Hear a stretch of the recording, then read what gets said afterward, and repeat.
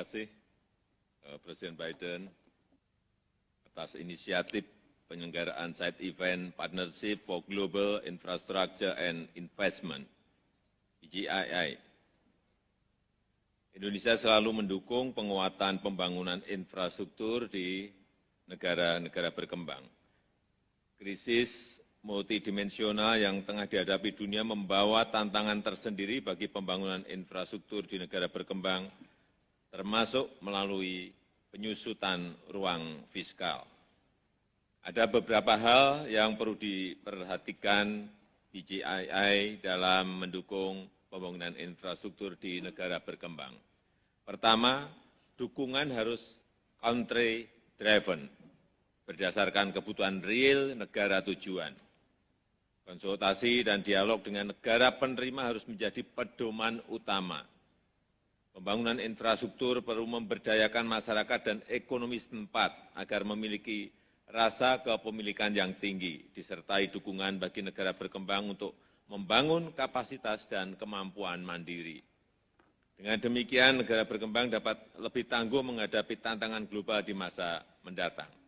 Sebagai contoh, Indonesia tengah mendorong pemerataan pembangunan melalui pemindahan ibu kota ke Nusantara. Ini akan membuka peluang investasi sebesar 20,8 miliar dolar di berbagai sektor infrastruktur.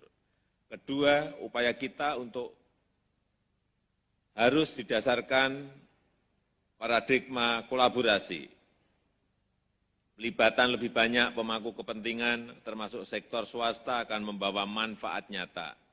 Saya percaya inisiatif seperti PGII akan semakin bermanfaat jika melibatkan sebanyak-banyaknya negara di dunia.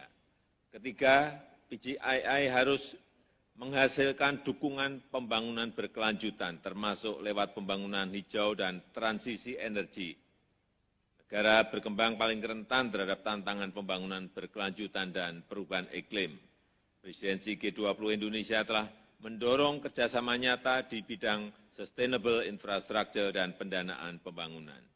Indonesia sendiri juga bersungguh-sungguh mengembangkan industri hijau termasuk ekosistem industri mobil listrik sebagaimana yang mulia saksikan langsung di KTT Bali ini. Yang mulia, Indonesia siap mendukung inisiatif PGII. Harapan saya PGII dapat memperkuat hasil yang telah dicapai di G20. Terima kasih.